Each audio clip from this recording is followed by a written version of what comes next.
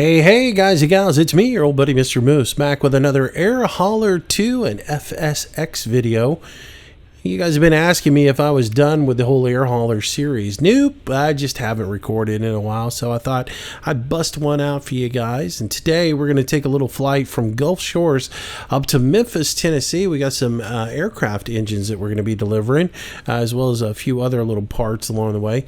But we're going to be using this guy here. This is the Dornier DO 228.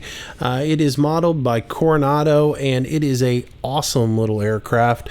It came out last fall around September, and I toyed with the idea of spending the money. At the time, I had already bought the 208B Super Caravan or the Super Cargo Master, and I was going to use it. But I finally decided to spend the money on this guy, and I got to tell you, I've never been happier. It's a great little plane, a lot of fun to fly, and it's really easy to get started up and operate. So I'm liking it a lot. And as you can see, in comparison to the Chieftain that is just down the tarmac here, it is quite sizable and a bit beefier, hauls more cargo, and it's a stall capable aircraft, which means you can get into those short field situations really easily. So I'm digging it. I'm liking it, flying it around. It's a real smooth plane. So we're going to take it out today.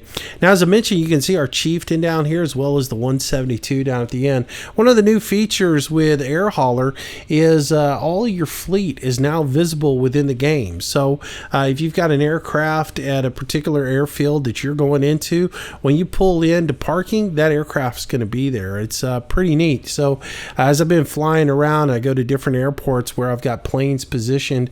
It's pretty cool to pull in and see another Dornier, or another, your Caravan or whatever you've got positioned at that particular airport. I flew into Oklahoma City the other day, and there sat the Comanche, which may be in Memphis by the time we get there. I'm not real sure. But anyways, let's jump into Air Hauler and we'll see what we've got going on. Now, first thing you're going to notice, things are a little bit different on our map from the last time that we were flying. You can see that I've added a few more bases of operation in. We started out with Kilo Juliet, Kilo Alpha here in Gulf Shores. We added in Houston. And then later on, I decided to add in Galveston, West Memphis, which is right on the Tennessee-Arkansas line, and then Oklahoma City. So that's where we are at now as far as the operations. So if we flip over here to company information, you'll see the bases all listed here. And then our fleet has increased a little bit as well. We started out with the 172, then we added the Comanche and the Chieftain, and now we've added in a couple of Grand Caravans and a couple of the Dorniers. So we are growing, just not growing at a rocket pace. I know some people have like 50 bases and 200 aircraft, and I'm just not ready to jump that far into the game because, again, I also understand that eventually there's going to be a database wipe and everything's going to get lost, but I'm having fun playing the game regardless, and so I'm just going with it how it is. So that's it. But anyways, we've also got a few factories constructed. So if we look at the factories, I now have a factory at each of the bases. A couple of them I'm questioning changing around a little bit. When I first started playing the game, and most of you guys remember, I started from scratch in career mode and had to work my way all the way up through it. Originally you could put multiple factories at a base, and now you can't. That has been changed in the game, so you can only have one factory per base, and it can have up to 3 different materials that it manufactures. So that wasn't available when I started out, and the ability to retool a place wasn't available, and it still isn't. There is a way you can do it. You can actually close a factory, then start a new one up and put whatever you originally, but you've got to pay to start that factory again. So, when funds were really tight, I didn't really want to do anything else like that. And luckily I was able to start a couple of extra factories over in Houston. This factory was made obsolete almost because if you guys remember, I started this Pilot Watch factory up because all the stuff was here at this one particular base, and was why I chose this location in Houston to start out my base, was because I could make pilot watches there with all the materials being at that one facility. But they stopped where you couldn't sell the watch, the manufactured items to airports. You can only do those through missions now, and I really never get any call for pilot watches as far as missions go. So this one's never done really anything, but the aircraft motors and avionics has done really well for me. And knowing what I know now, I mean, back when I first started this, I was having to fly chemicals out of Galveston in to make the plastic and to make everything. And I was making battery packs and plastic in one facility and then making the aircraft motors and avionics. If I could go back and do it all over again, I'd just make the battery packs, the motors, and the avionics at this facility, and I'd go to Galveston and I'd make the plastics there. And that's what I'm basically doing now. The Galveston also makes computers and lab equipment there, but the primary reason for opening this base up was to make plastic, because I need plastic at this facility, and I also needed at that one to make the computers. But plastics is a big component in everything that you do, and it was silly. What I was doing before was I was flying to Galveston, buying the chemicals, flying those back and making the plastic. Well, it takes 2 chemicals to make 1 plastic. And, simple math tells you that it would be a better idea to make the plastic and then fly the plastic to the other manufacturing facility. So that's why I opened up a Galveston base. It does, if you just kind of looked at the map and said, why does he have 2 bases right next to each other? Well, that's the reason why, because you have to have a base to open a factory, and I wanted this factory right here to be able to service plastic to everybody. And to be honest with you, I spent a lot of time looking for where I was going to put factories and stuff, and Galveston is the absolute best city. It has, as far as commodities, it has just about everything there you could want. If you could open multiple factories there, Galveston would be the town. You could make just about everything out of that one particular city. Not so much for everything else, like Oklahoma City. Oklahoma City was just a flat-out mistake. I picked Will Rogers World as the airport to set up at because it was affordable. It's a big airport. The price to have a base there was comparable to everywhere else in the area, so it was a great big airport. I went and set it up, and then I looked at the commodities table on it and realized it didn't have hardly anything at all for commodities. So basically, I've got it set up for haggis and clothing and designer textiles or designer clothing, but I'm having to fly everything into that facility. And in all honesty, it's not working for me. At the same time, I've got the Gulf Shores facility down here. When I first set this up, I only had enough money to tool it for one thing, and that was automotive parts. Now I have the money that I could close this and retool it and make it automotive parts, as well as, since there is textiles there at Gulf Shores, I could make it for clothing and designer clothing, and everything would be on site, and I wouldn't have to fly in the raw materials. So I'm probably going to retool and do that. So there's a little bit of massaging that I have to do. But for the most part, everything's going pretty good. And again, the 3 bases here, if anybody's wondering how I got 3 factories at one airport, it's just, you could do that back in the day when I first started playing this. And to be honest with you, as many flights as I had to take in career mode to get to the point where I could take out a loan to buy an aircraft and all that other stuff and hire people, I ain't going back and doing that again unless Slopey wipes the system. I'm going to stay here. Now, when the full release of this game and when it's all set up and everything's done, I'll start over again and I'll start from scratch. I know a lot more. I'll have a good time doing it, and it'll be a lot of fun. But for now, I'm going to stick with what I got, and I ain't giving up my 3 factories. So haters can hate, but that's just, that was part of the game back when I first set that up. Now, you can't do it, and I can't change anything. If I tried to change these to one factory, I'd have to get rid of the watch factory, and I'm just not going to do it, because one day somebody's going to come calling for watches. But Anyways, all right, so what else is new in the game other than those little bits of changes? Virtual airlines are new. This is added in a couple of patches ago or a couple of updates ago. And what this is, it allows you basically to have multiplayer now with AirHauler. It allows you to set up a virtual airline company where you put a little bit of money into it, slap a shingle out, and then your friends can work with you to build that company up into a major thriving enterprise. And basically you can you manage it, you pick all the flights that, post flights that people can do, and then they go fly it. If you set up passenger services, you can hire pilots to run those passenger services for you. So it's really a neat concept, and it's something that I was looking forward to being a part of AirHauler, because I was going to get a couple of friends together and start a company and just do cargo, and we could work together.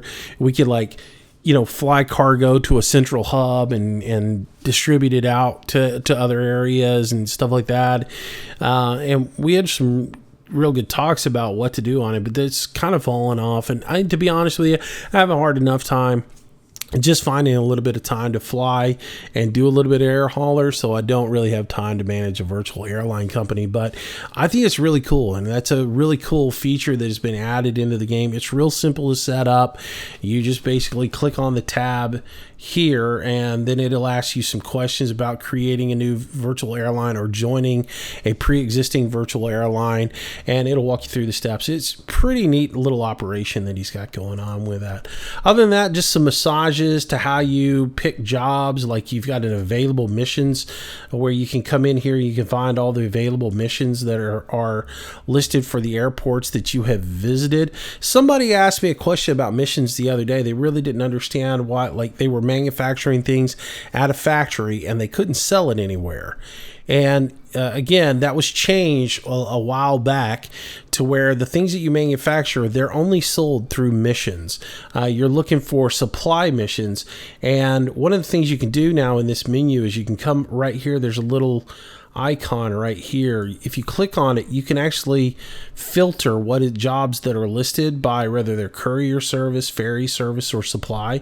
If you select supply, it'll list all the missions that are available to you and what they need to be supplied. So we've got an aircraft engines job that is going up to College Station. I could make some aircraft engines and send those to College Stations in Texas, because I just had an airplane fly into that facility. So that's listed. I'm definitely going to make 1,688 aircraft engines and get those sold off, because that's going to be a ton of money. How much money is that anyways? $640.80 per. That's not bad money. We also have our aircraft engines job that we're doing today. But anyways, you can see all the jobs that you want to do. And if you find one that you want to do, like that one, you can come down here and bookmark it. And it will bookmark that particular missions into your accepted missions, which you can come into the accepted missions, and that'll show you all the ones that, instead of having to look all over the map, you can find them all in one central location. As you can see today, one of the missions that we're working on is we're actually taking aircraft engines up to Memphis. We're getting much better money on it than College Station is willing to pay. We're getting $1,332 for 612 pounds, which, if you do the math, that's about $800,000. Yesterday, I flew over to Houston to pick up the engines. I also picked up some avionics, and I flew those back. And the avionics, I think it was 3,000 pounds of avionics, paid $1.5 million. So yeah, that was a pretty good trip.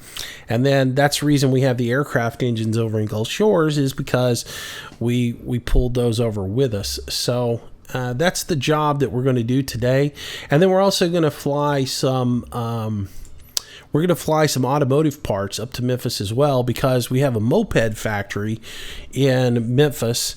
It requires automotive parts to keep it running. And I've been trying to build up a surplus of everything at all the factories. I'm trying to get to where I have 5,000 of everything built up and in surplus. And then that way, if a mission comes up and says, well, I need 3,000 of these, boom, I've got 3,000. Pull them off the shelf, put them on a plane, fly them out, and then get the goods together to make that, to replace that 3000. So that's sort of what I'm doing. And so anytime I have a flight going to a particular area, I usually try to put whatever's going on it, and then also backfill it with the supplies to go into that particular location. You can see these guys are en route to do jobs.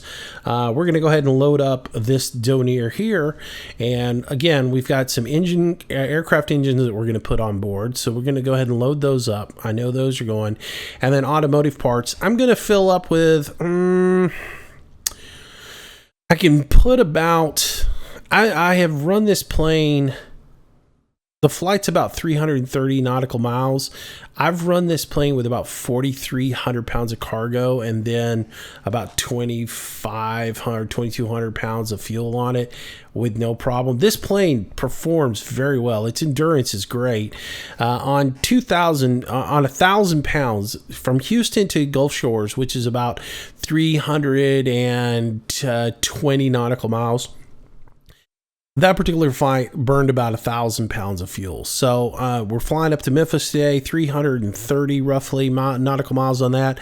1,000 pounds of fuel will get me there with no problem, which means, like right now, I have 1,076 pounds of fuel on there. If that was all I put on there, I could get there with no problem. Even though it tells me the estimated range is 178 nautical miles, something's not right on the fuel burn because I used the numbers for the plane, and it just seems like I don't know. I may need to go back and re-look at the numbers, because right now the endurance on this plane is unreal compared to what this is actually showing me. But I'm going to go ahead and load up. I guess I'm going to load up 3,000 pounds. There's no need in overloading the plane. 3,000 pounds will do me well. That's 1,500 mopeds I can make with 3,000 pounds of automotive parts. So we'll put that on there. That'll leave us 2,062, and we'll just go ahead and put about, I don't know, 1,500 pounds of fuel on there. That'll just, we'll be able to play it safe if we have headwind or whatever.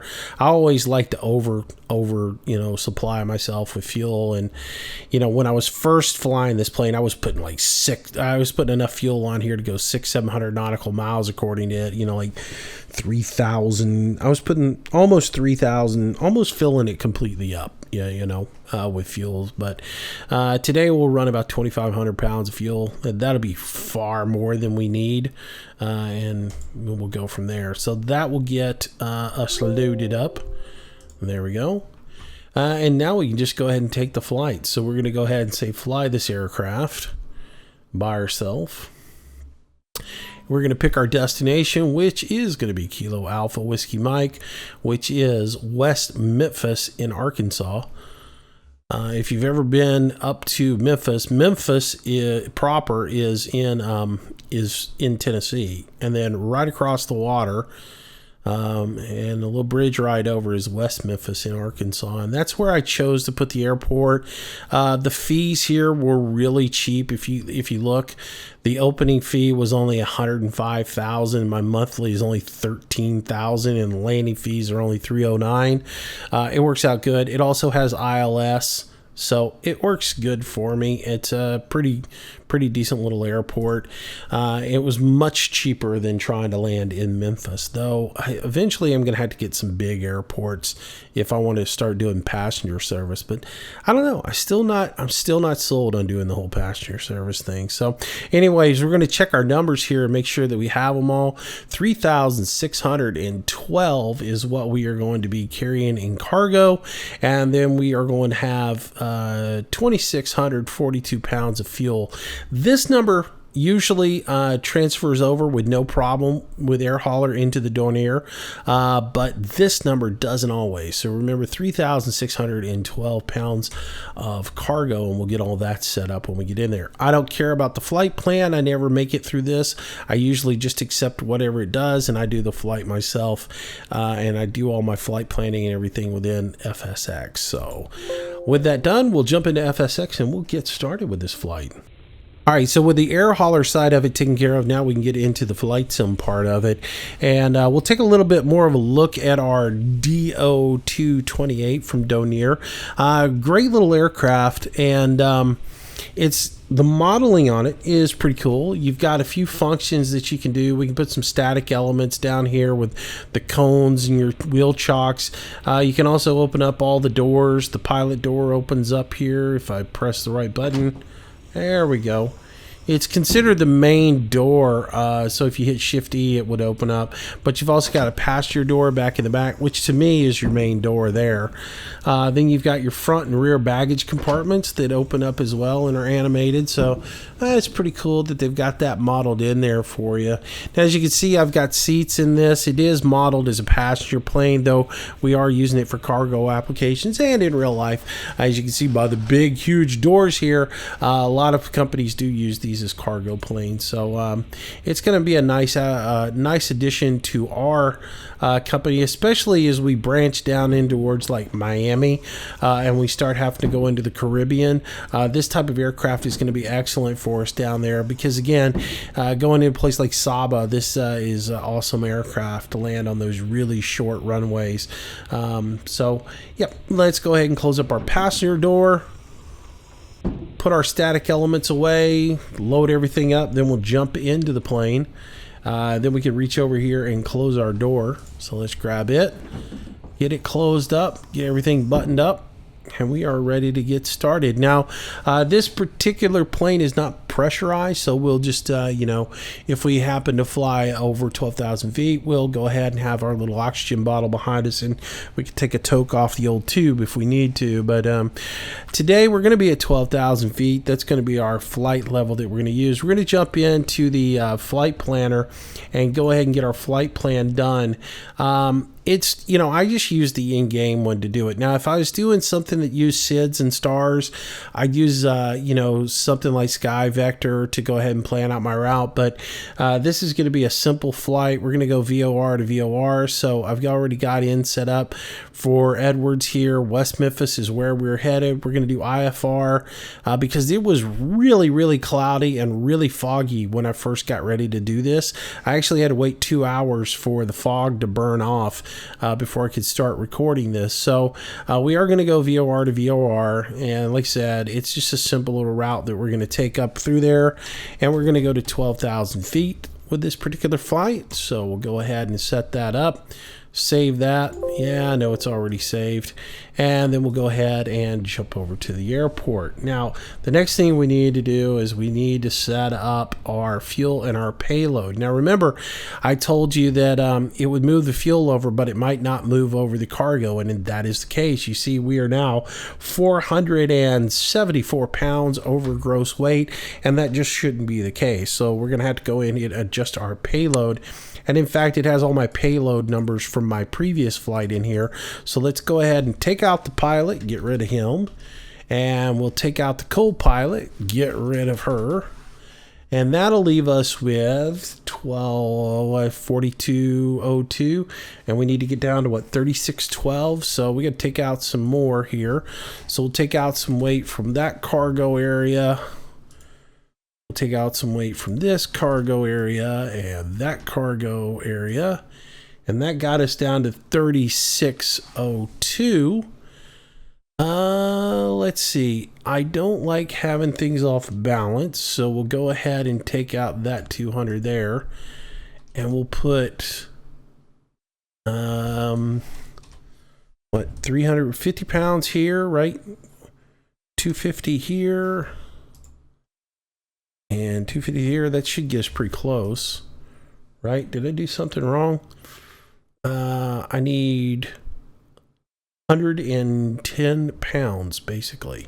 So yeah, I did do that wrong. I need this to be 305.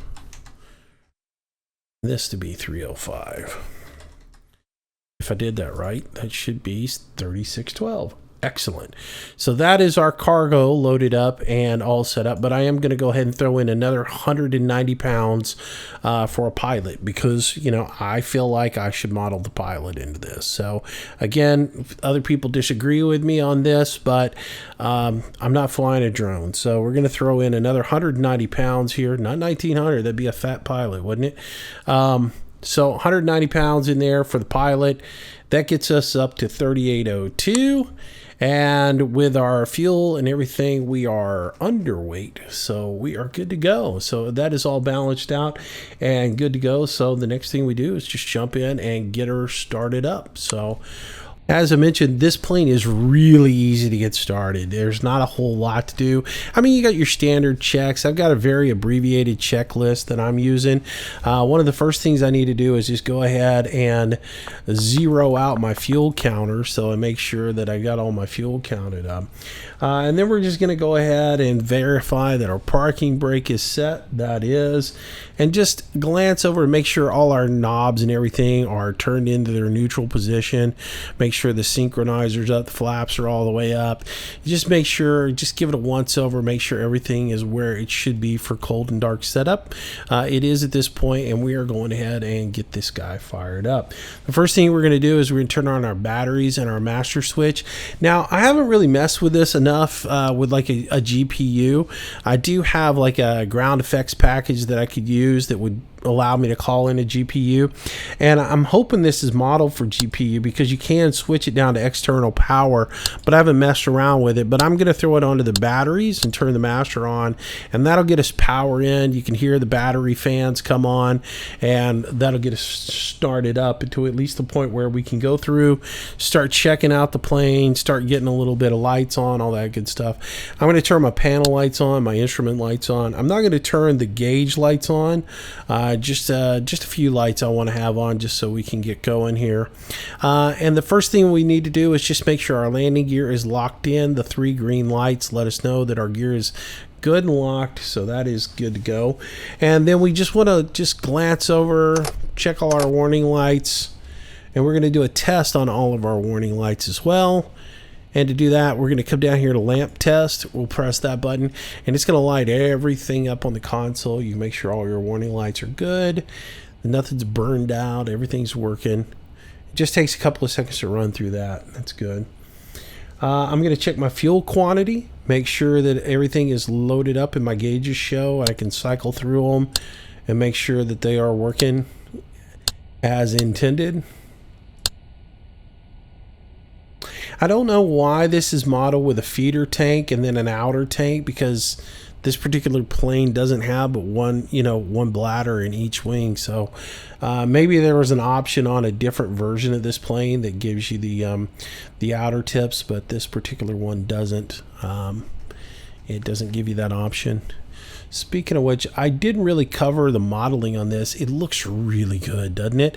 It's got all the scratches and everything. It shows the wear and tear that you had when this plane, has shown its age. They are older planes. I think they were manufactured back in the 60s, most of them. This is a 100 series.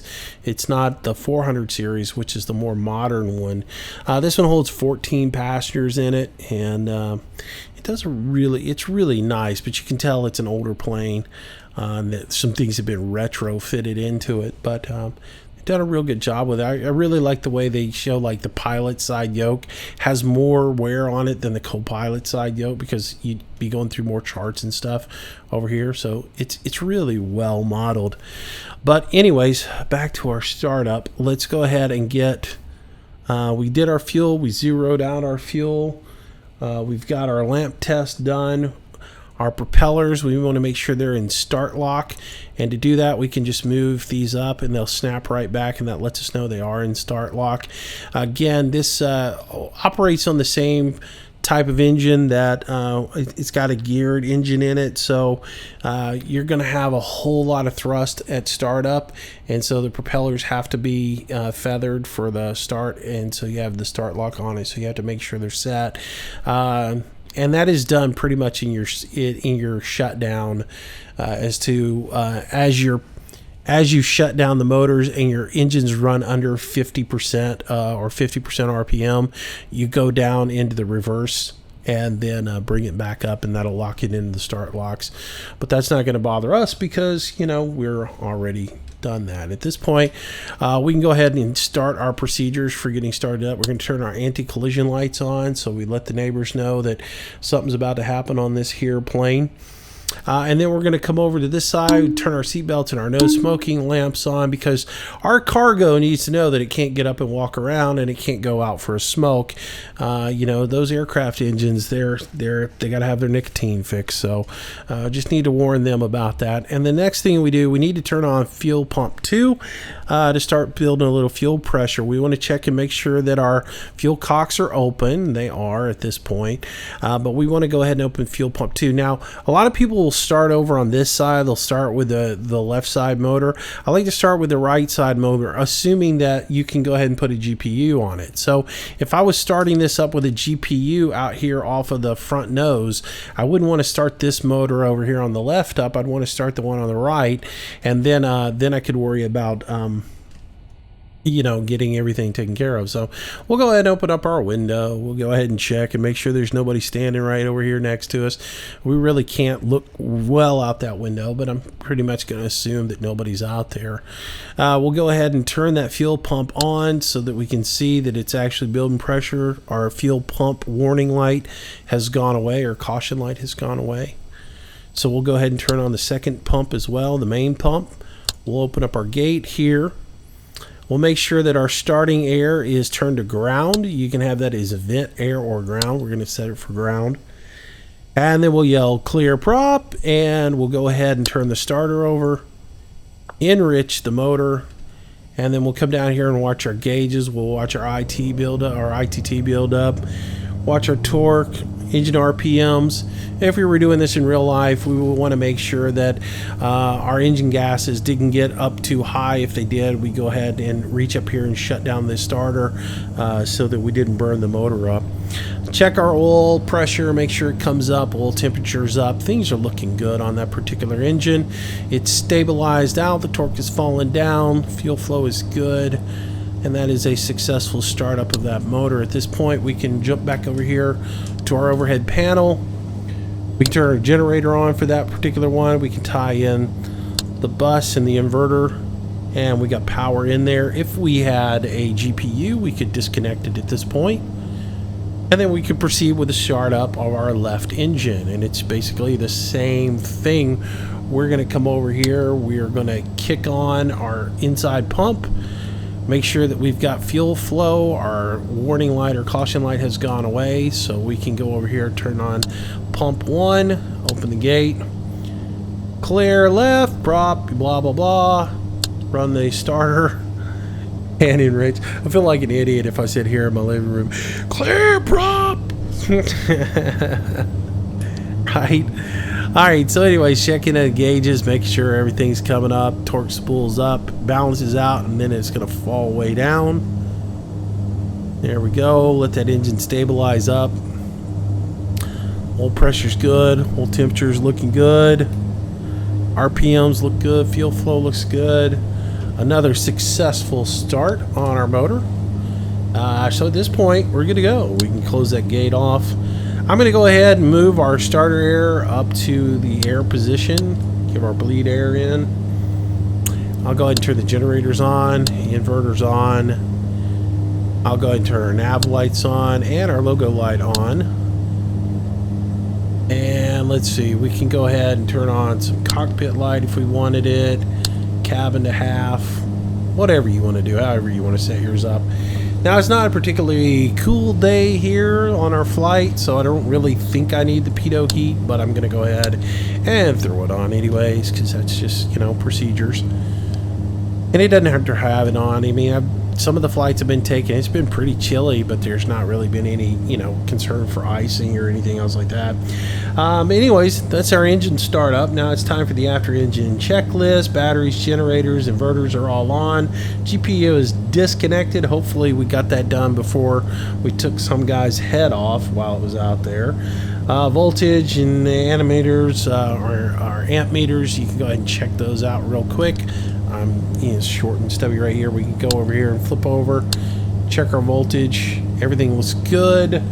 That is checked.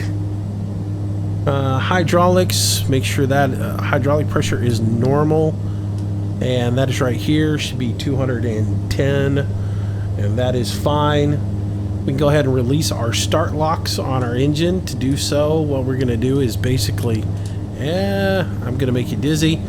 We're basically you pull this down into reverse and then immediately take it back up into ground idle. And we'll do that for both sides. If you hold it too long in reverse, it'll flip the plane around. So go ahead and get it in, get it out, and at this point, yeah, we're free on our throttle. We're out of start lock, so we're good there. Feeder tanks checked. Everything is good. We can go ahead and turn our avionics on at this point. Go ahead and turn our FMC on. And we can set our flaps if we want to. I don't like to set my flaps until I actually just before takeoff. So all that is good. We are about ready to taxi over and get things going. So now that we've got our radios, well, our radios didn't come on. Let's turn our radios on. We can get our weather forecast. We can find out where our winds are, all that good stuff, and then we can start doing our takeoff. Automated weather.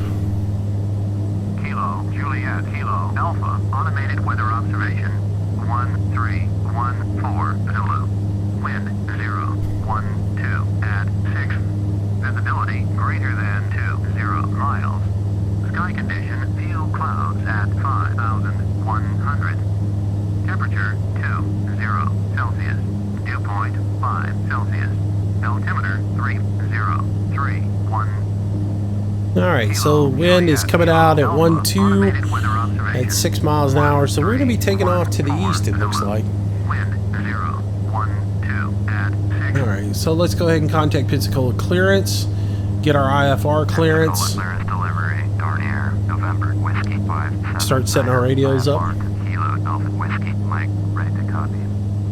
Dornier, November, Whiskey 579 is cleared to Kilo, Alpha Whiskey, Mike, airport as filed, climb and maintain 8,000, departure frequency is 120.05, squawk 1603, clearance void 30 minutes from now. Alright, and do the read back on that. November, Whiskey 579er, cleared to Kilo, Alpha Whiskey, Mike, airport as filed, climb and maintain 8,000, departure is 120.05, squawk 1603, clearance void 30 minutes from now. Dornier 579, readback is correct. Alright, so we've got our clearance to go ahead and take off, or we got our IFR clearance. I checked to make sure our barometric pressure was right. It is at 3031, so that is good. At this point, I want to go ahead and enter in my my VOR frequencies for our first two legs. So we're going over to Mobile and then up from there. So 112.8 and 117 are going to be our frequencies that I need to be in. So we'll go ahead and get 112.8 set up. And then this one is going to be 17.0. And we'll do the same thing down here. Go for 112.8. And this will be 17.0.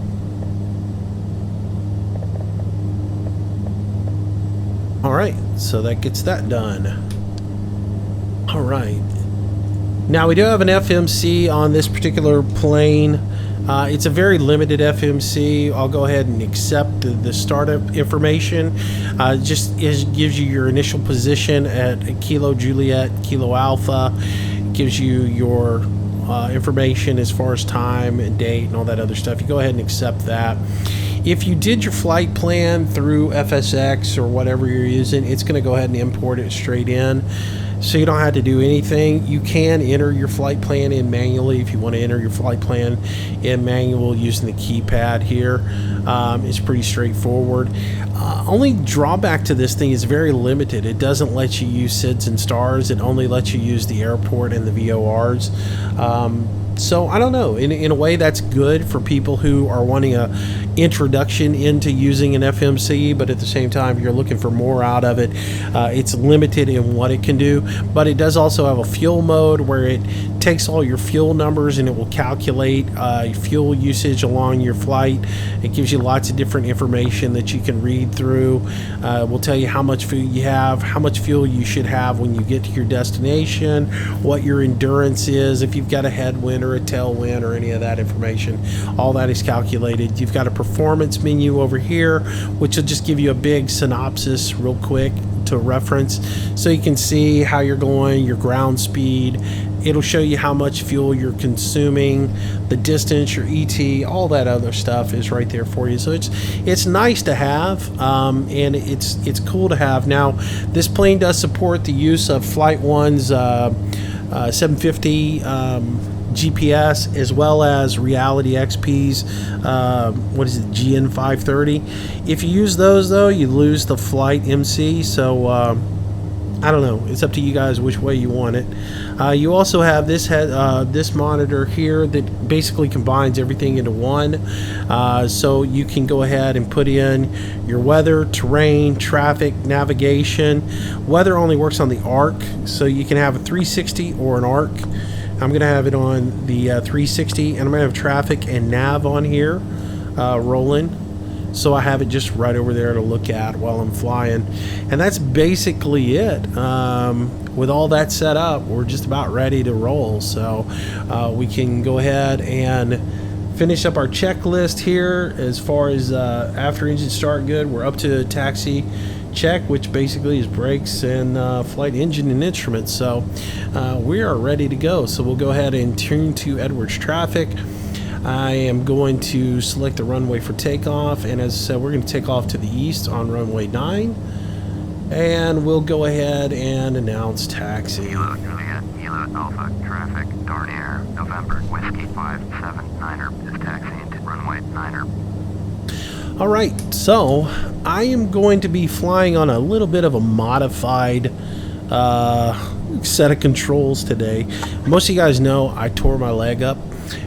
So I have a little bit of an issue with using the rudder.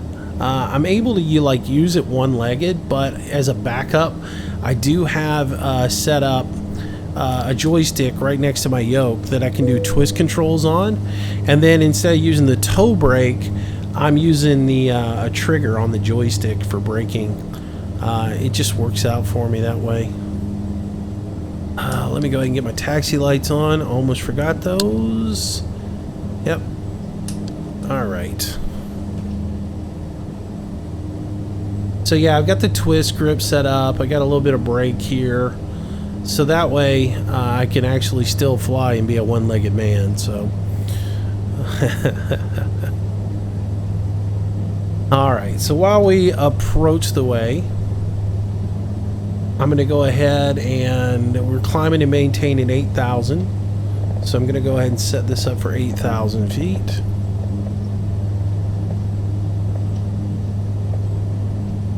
There we go. And we're going to do, what do you say? Usually we fly the runway heading, but since this is an uncontrolled airport, you usually can go ahead and make your turn right after you come out. So I'll look and see what our turn needs to be, and we'll make our turn right after, because I don't want to fly into the Naval Air Station either. Alright, we'll have a little bit of a crosswind, so we'll have to watch that on takeoff.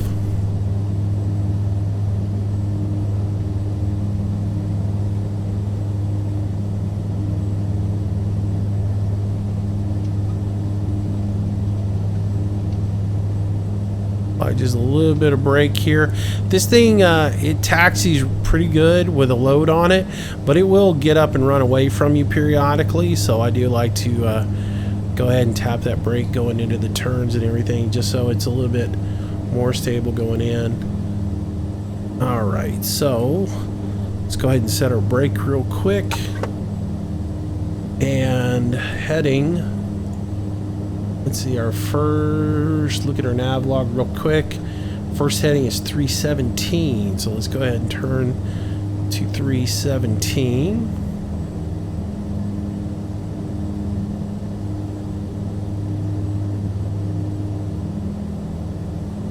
That's set up. And I'll go ahead and get my heading course select in for 317 as well. That's good. All right, so before takeoff, we want to make sure all our lights are set up right. And I'm going to go ahead and set for heading and altitude select. Even though I don't have the autopilot on, I've got that preset in case I need to just throw it on in case something goes wrong, right? All right, so let's get our lights all set up. We're going for landing lights on, turn our strobes on. Ahead and get rid of that for the right this second. I'm not worried about ice and rain protection. Make sure your boost pumps are on. Start selection is on air, that is good. Engine bleed air is on, that is here, I believe. And we want to turn that to ram air there for the air conditioner. We go ahead and set our flaps in. Our trim for takeoff, let's make sure that we're trimmed up to neutral, which is right here. I'm just making sure it gets to 0. That's good. Let's make sure our controls are free and clear. Yeah. Get that rudder in. That is good. Let's see. What else? Flight controls. Doors and windows are closed. Make sure that window gets closed. From where we were yelling, clear prop! There we go. And we are ready for takeoff. So let's go ahead and make our announcement for takeoff. We are going to take off and depart to the north, right? Is that which way we're going? Right, so you're taking off to the west. We're going to turn to the north and then we'll go to the west. So. Dornier, November, Whiskey 579er, taking off, runway 9er, departure to the north. Alright, I am going to go ahead and turn on the engine limiters, just because it says to do that in my flows. So I'm going to have, on the checklist it says turn the engine limiter on, so I am going to turn that on. And then I'll taxi out to the runway, and then once we're actually on the runway, that's when I'll go ahead and raise up my prop conditioners to high. It just makes it a little bit easier to position the aircraft doing it on low than to try and do it on high.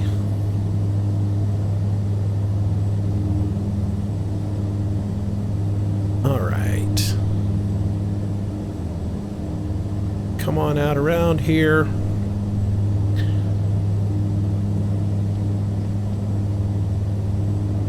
Get lined up here on the runway. There we go. Alright, at this point, we'll go ahead and bring up our prop condition levers. Bring those all the way up.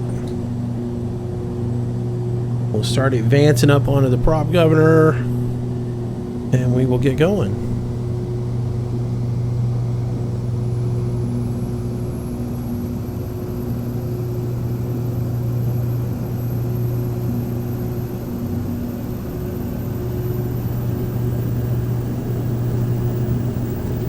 All right, off we go. Airspeed is alive. Our V1 is just over 100. And we rotate. And we'll get her all figured out. Come on. There we go. But she didn't want to leave that time. Alright, positive rate of climb. A little bit of wind kicking us around there. We'll get our gear up. Get our flaps up. Climb out a little bit and then we'll make our turn. And let me get rid of this yoke because I can't see my vertical speed indicator.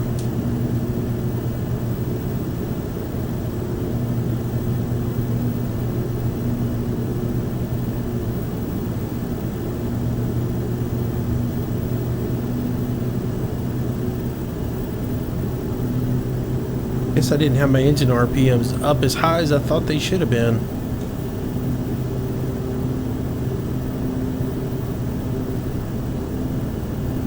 I thought I advanced them all the way forward. Apparently I didn't. Alright, we're climbing out at about 1500 right now, which is good. I'm going to start banking around. And I'll contact Sherman Departure. Let them know that we're up and off the ground and we're headed around. And we'll just make a nice gradual turn. Of course, they're going to come on here in a second and tell me I should go to a certain particular heading. Dornier, November, Whiskey 579er from Sherman Departure. Roger, altimeter 3031. Dornier 579er, turn left heading 315. Resume own navigation, climb and maintain 8,000. Alright, so... Turn left heading 315, proceed on course, climb and maintain 8,000. Dornier 579er. Alright, so he wants us to 315, which I think is what we were... just about what we were coming around to anyways. Dornier 579er, turn left heading 280. Oh gosh, come on dude, just leave me alone and let me fly. Turn left heading 280. You're not doing it Dornier fast enough. 579er.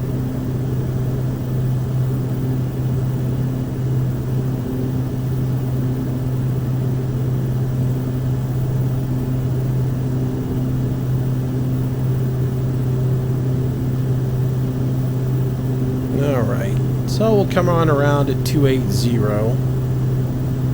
And then he'll make us swing back the other way. I love that. Go to 315 and resume your own navigation. No, never mind. I didn't like that idea. Let me be in control of you a little bit. A little bit of wind there.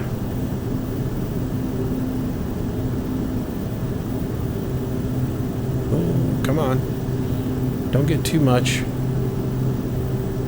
Catching that little bit of wind gust there.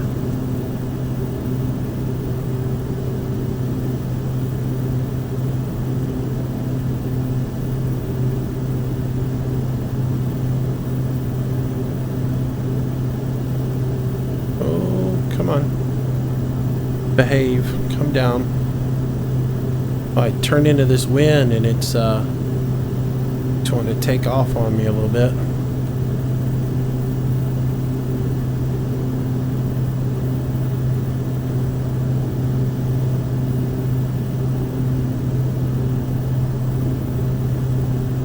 There we go. What we get if I pull off there? It's about 1,000 feet per minute. I want to come up a little bit higher than that. Bring her up a little bit faster.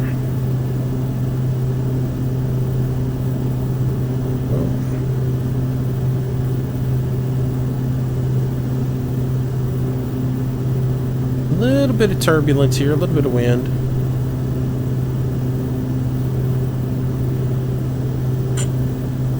Alright, so they'll fly me back to the magenta line and then have me turn back onto our original course. And then we'll go from there.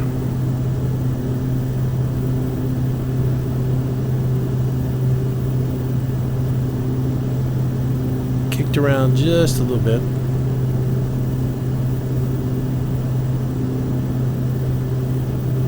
Let's go ahead and bring up the autopilot. We'll turn the yaw dampener on. We'll turn the autopilot on. And let it do its thing and we can jump outside. Take a look around.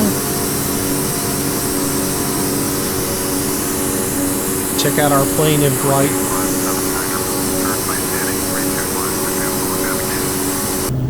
Of course, as soon as I jump out. 325, proceed on course. Dornier 579er. Alright, since it's going to let me proceed on course, I'm going to bring up the FMC. I'm going to let the FMC take over. So all I got to do, the flight plan's already in. All I have to do is hit the nav button. And that is going to send everything over to the GPS. And it will flip this lever down for GPS. And the whole thing will take over now and do its thing. I do want to take and check and make sure that we're still on altitude select. We're climbing out. Climbing out mighty slow. Contact Pensacola approach on 118.6. Bring up my climb to about 1500. Alright, contact Pensacola approach. Dornier 579er.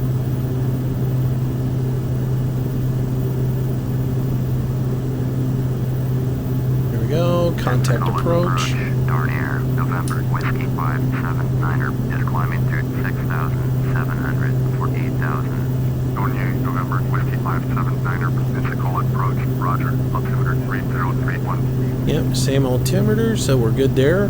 Doesn't hurt to strike that B key or actually go up and touch the knob, but yeah, everything's the same as it was.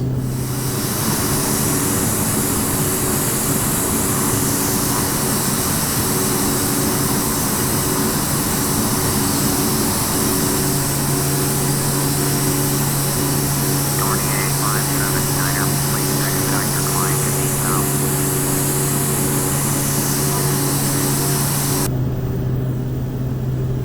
Alright, so we got barked at to expedite our climb to 8,000, which we're climbing at 1,500. I don't know what else he wants me to do.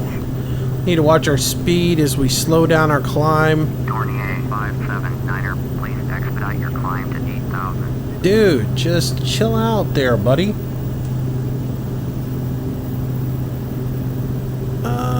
Why did we not make it all the way to 8,000? Altitude select.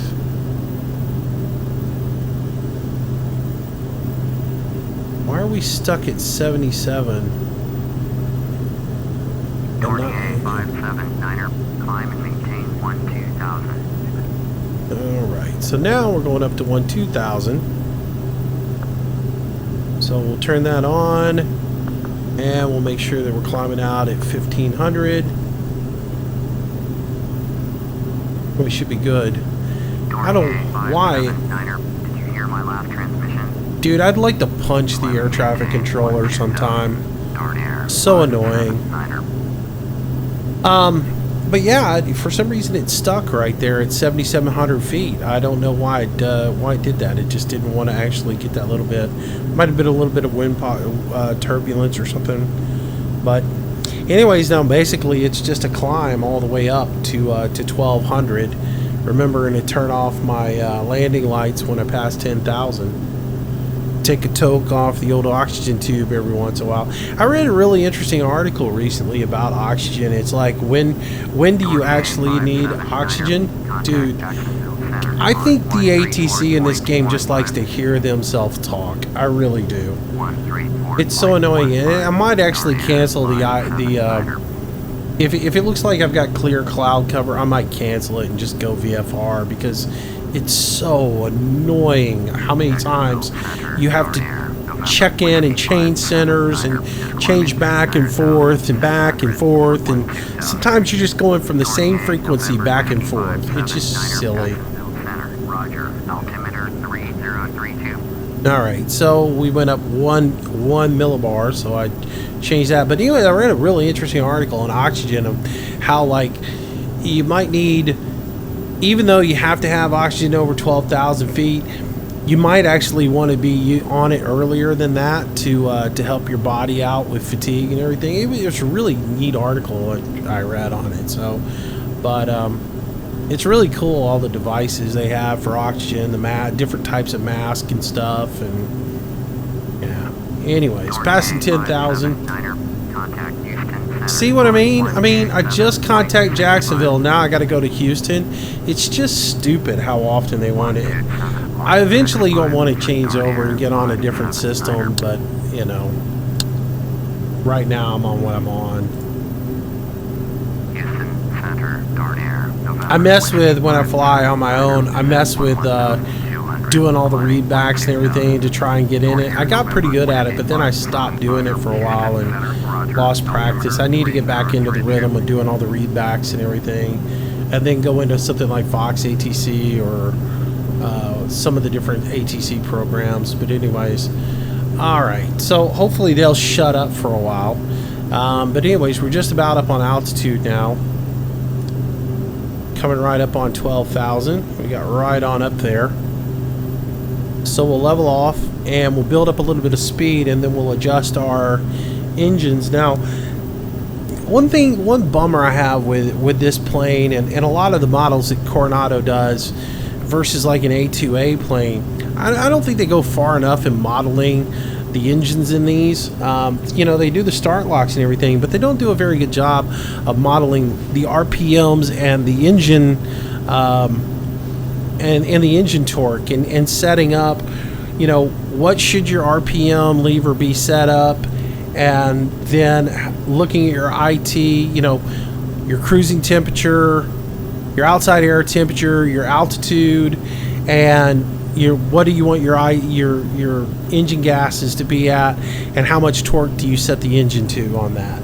They don't do a very good job of doing that. I wish they did a better job of it. It doesn't even seem like, if you roll the torque back, it doesn't even seem like it has any effect on the motor at all. So you can roll the torque back, but it just doesn't seem like it has any effect on your fuel consumption. The only thing that really matters as far as fuel consumption is, in fact, how much you pull your torque back. So as I start to bring the torque back, I want to run at about 180 knots. That'll usually get me at a ground speed of around 200.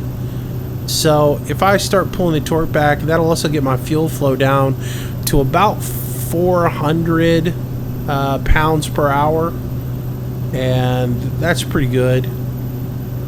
So if I stay, you know, somewhere between 400 and 450 is about what I've been trying to run with this particular plane.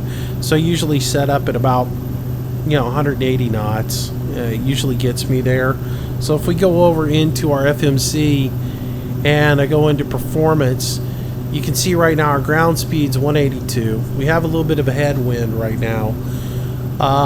It shows our fuel, how much we've got going on, our distance to our destination, 298. Our ET is an hour and a half. If I go over to fuel and I go into page 2 of fuel, it'll show my fuel flow right now is 447 pounds per hour. Yeah, it shows me how much fuel I have right now, how much endurance I have with the fuel that's on board, and how much fuel I'm expected to have when I get to Memphis. So as you can see, I'm only going to use about 800 to 1,000 pounds of fuel on this particular run.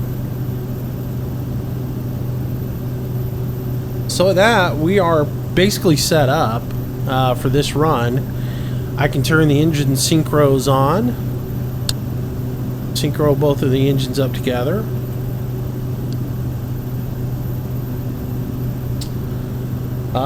And at this point, just set up cruise.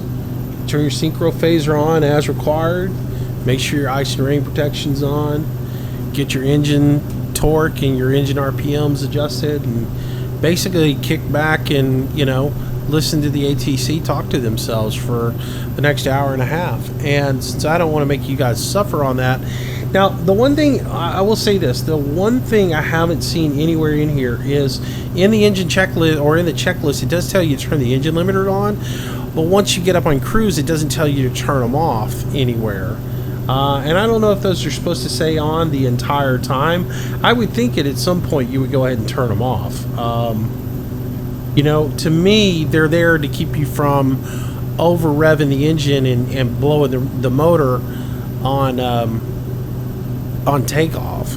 It seems to me like when you get up to cruise, you can go ahead and turn them off. I don't know. If I've got any of this wrong, please let me know. I don't claim to be a pilot. I just am an enthusiast and like to do sims. I read up on a lot of this stuff, but I might not know everything, or I don't have everything right.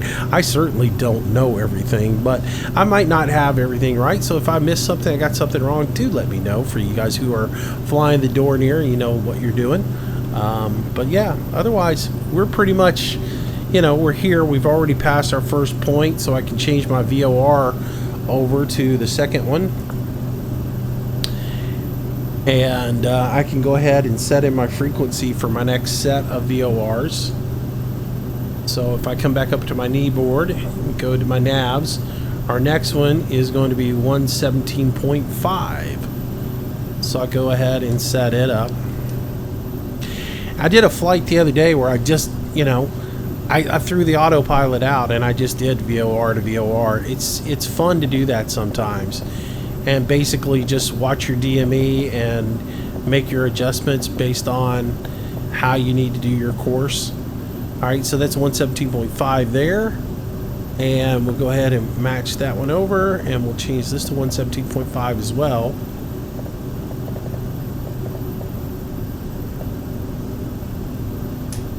Alright, so we're 104 nautical miles away from our DME, and we're going at 187 nautical miles, and our ET to get there is 33 minutes. So that's what our DME is telling us. And we'll bring this around just in case something happens and we need to grab our course again. I get to talking and I don't do things that I normally do when I'm flying, so slow down that engine a little bit more, conserve a little bit of fuel.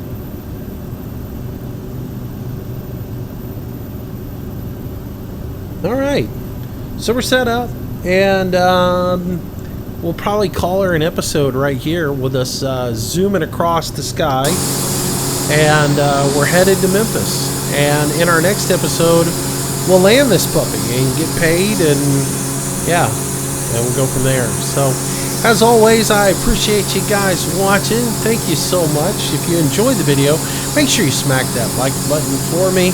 Leave a comment down below. If you haven't subscribed to the channel, please do. I try to do new content each day for you guys. You know, when I'm in the swing of things, I'm pretty good about it. When I'm not, I'm just, you know, bear with me as I go through some things right now. But I'm trying to get back into the swing of things, trying to get content up for you guys. So anyways, if you enjoyed it, make sure you hit the like button, share your thoughts with me, and I will see you guys in the next video. Until then, God bless you, and thanks for joining us.